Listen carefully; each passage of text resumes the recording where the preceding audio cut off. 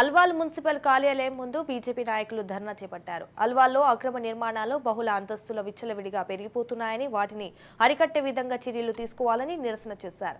Mosquito fogging, వీధి కుక్కల స్వైర విహారం తగ్గించాలని బీజేపీ నాయకులు డిప్యూటీ కమిషనర్కి వినతి పత్రం అందజేశారు.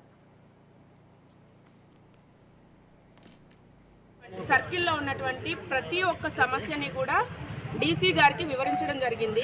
ముఖ్యంగా రోడ్లు ప్యాచ్ వర్క్స్ అనేవి ఓన్లీ ప్యాచ్ వర్క్స్ చేస్తున్నారు, వెళ్ళిపోతున్నారు. వాటర్ స్టాగ్నెంట్స్, అదేవిధంగా డ్రైనేజ్ సమస్యలు, విపరీతమైన డ్రైనేజ్ ఇష్యూస్. మీరు ఏ రోడ్డు తీసుకున్నా కూడా ఆ రోడ్డు మీద డ్రైనేజ్ మారకుండా ఉండదు. విపరీతమైన డ్రైనేజ్ ఇష్యూస్ ఉన్నాయి. అదేవిధంగా దోమల ప్రాబ్లమ్స్, అదేవిధంగా కుక్కలు.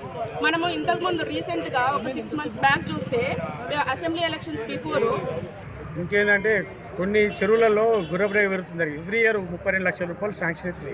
ఆ ఫండింగ్ ఎక్కడ పోతుందో అర్థమైతలేదు. ప్లస్ డెటాయిల్ మీద, ఫినాయిల్ మీద, మళ్ళీ బ్లీచింగ్ పౌడర్ మీద 6 లక్షల రూపాయలు మొన్న జిహెచ్ఎంసీ బిల్లు వచ్చింది. అది మాకు యాక్చువల్లీ ఖర్చేది 56,000 అని లక్షల రూపాయలు చూపిస్తుంది. మళ్ళీ ఆ బిల్లులు కూడా ఎక్కడ పోతున్నాయో నాకు అర్థమవుతలేదు. ఇలాంటి మీద మేము బీజేపీ ఎప్పుడు పోరాడుతుంటుంది, ఇక కూడా పోరాడుతూనే ఉంటుంది.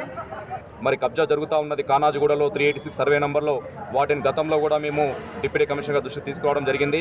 వాటిపైన ఇంకా కూడా పూర్తి చర్యలు తీసుకోలేదని చెప్పి వారికి మళ్ళీ వారి దృష్టికి తీసుకురావడం జరిగింది. వివిధ కమర్షియల్ కాంప్లెక్స్లలో వాళ్ళు సెల్లార్ పర్మిషన్ తీసుకొని మళ్ళీ వాటిని కమర్షియల్గా మరి వ్యాపారపరంగా వినియోగించుకుంటూ దాని ద్వారా మరి ముంగట పార్కింగ్ ఏరియా సరిపోక రోడ్లన్నీ కూడా బ్లాక్ అవుతూ మరి ట్రాఫిక్ సమస్యలు ఏర్పడుతున్నాయని చెప్పి కూడా